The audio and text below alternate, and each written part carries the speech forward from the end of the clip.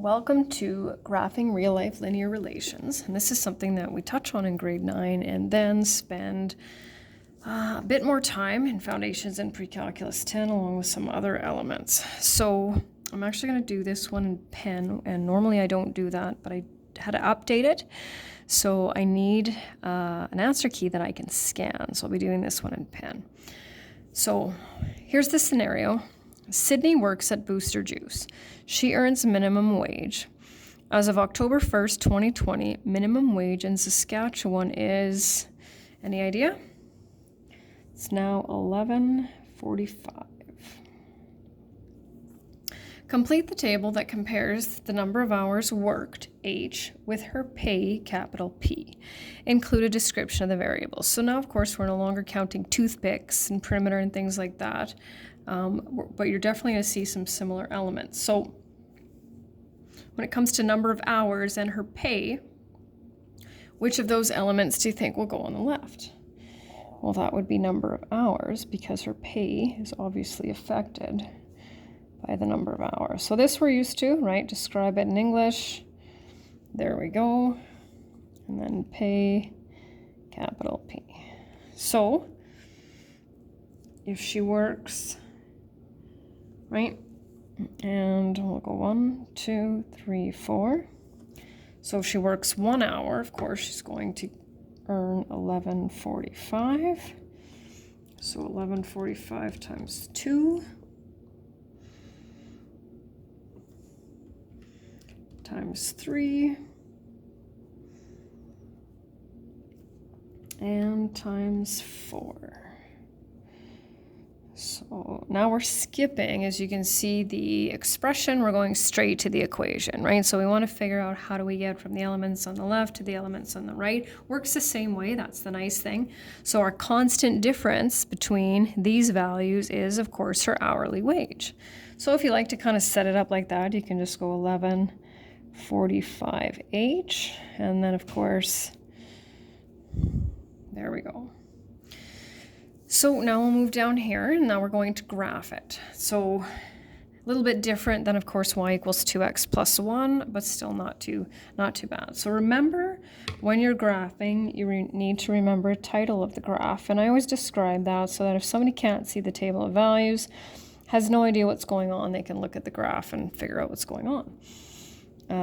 We also need to label the horizontal and the vertical axis. And so that means describe what is there.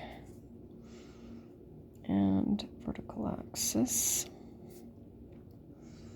And last but not least, which we continue working on in grade 10, we need to make sure we use even increments of numbers. And so that doesn't mean that the increment has to be the same on the horizontal and vertical, but it does mean that, let's say we're on the horizontal, you can go up by 5s, and on the vertical, you can go up by 2,000s, but we can't just skip numbers all over the place, kind of skews and throws everything off. So we'll just move over here. So let's just think about it. What are we actually graphing? Well, we're graphing Sydney's pay.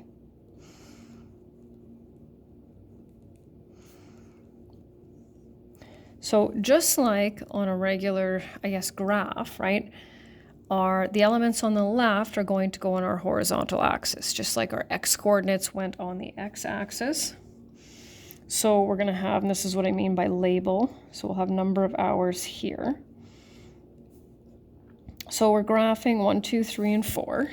So this is always going to be the origin, right? Always 0 and 0.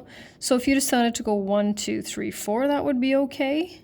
But I can see that I'm going to have enough room to just skip and stretch it out a little bit. Not a big deal. And then, of course, her pay. I'm just going to slide that over a bit. So her pay's over here.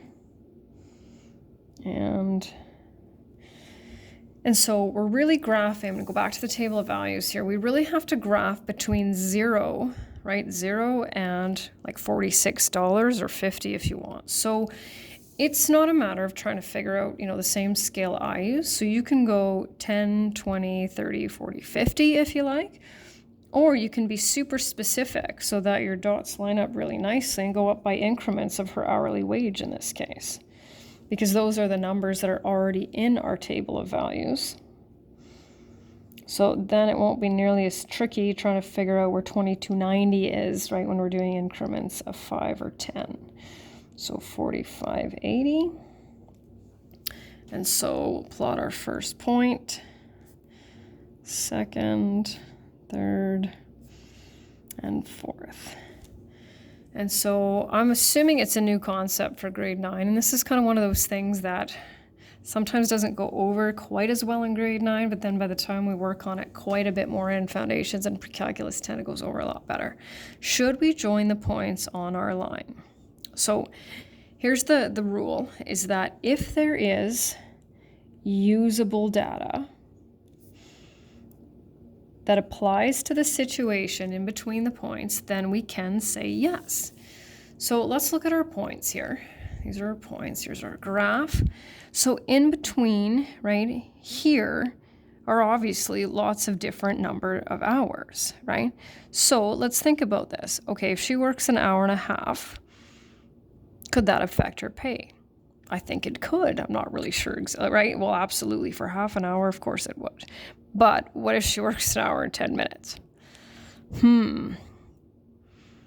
Right? What if she works just, like 3 hours and 2 minutes? So depending on, and this is where I need to be a little bit flexible. So if you say, well, yes, because she'll, if she works an hour and a half, her paycheck will be different. Or if you said, no, I don't think so, because if she works 2 hours and 3 minutes, she's still going to get paid for 2 hours. Okay? So that's what we'll say here. So in some cases, I accept both answers. It just depends on how you see it. So I'm going to say no, because if she works 1 hour and 5 minutes, she will only be paid for 1 hour. And all the situations are different, so.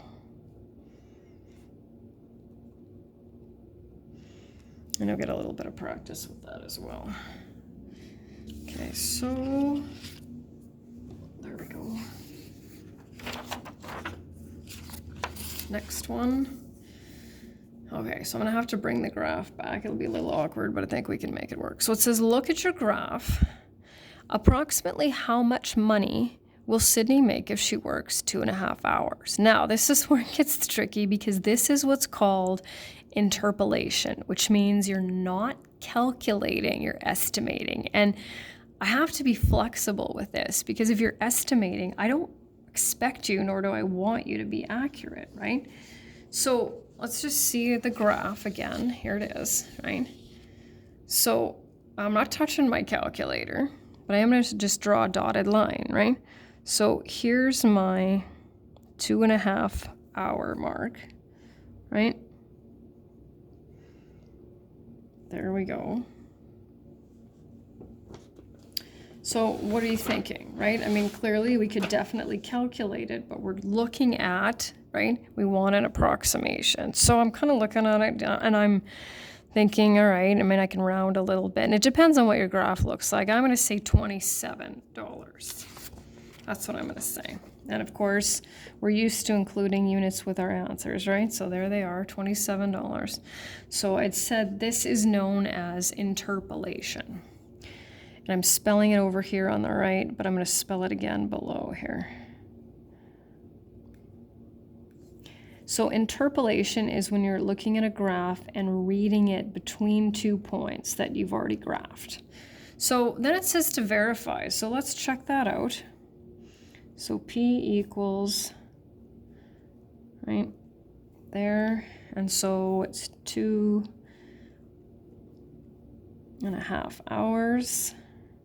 And let's see how close I was. 1145 times 2.5. So I have an exact calculation of $28.63. Absolutely nothing wrong with that. So really what I'm looking for is, can you read a graph? Which, right, clearly you can.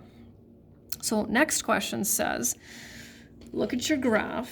approximately how much money will Sydney make if she works 6.5 hours? Now here's where it gets interesting, because there is no 6.5, and that's what's called extrapolation, which means we go beyond the graph. So now we gotta try to figure out, it's like, okay, it gets a little bit tricky, right?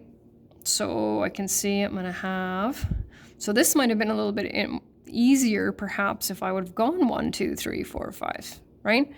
But I didn't. So what do we have? We're gonna have 5 over here, and I'm guessing like 6, so you can't even see that. So kind of like 6, 7. So I'm going to draw this, you know, kind of imaginary sort of line up here. Actually, I'm not going to draw it. And I'm going to try to sort of go over here. And I'm going to look at that. Okay, so 40. So I'm guessing 70. I'm going to guess $70 on that one.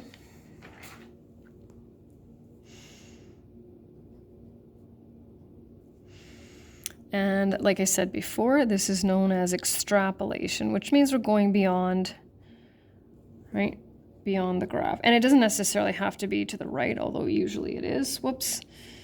Extrapolation. There we go. So let's verify that. So 1145 times 6.5.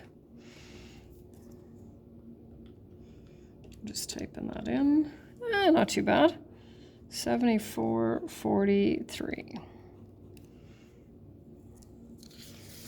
And the last one here, it says use your equation to calculate Sydney's pay if she works 3 hours on Thursday, 3 hours on Friday, 6 hours on Saturday, and 4 hours on Sunday. Show work and include a unit. So there's no reason, since her hourly wage isn't going to change unless she works more than 40 hours a week or 8 hours a day, which she's not. So we don't need to calculate them individually. So 3 plus 3, 6, and let's see, 3 and 3, 6, and 6 is 12, and 4 is 16.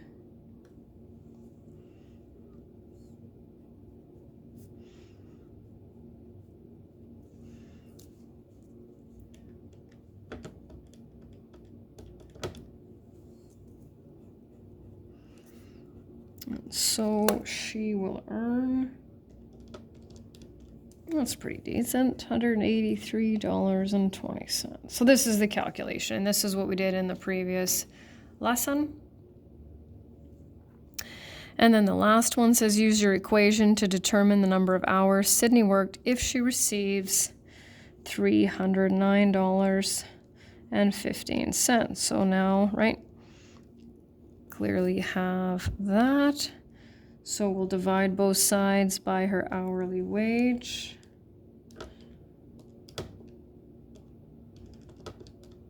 And the answer is 27. 27 what? 27 hours.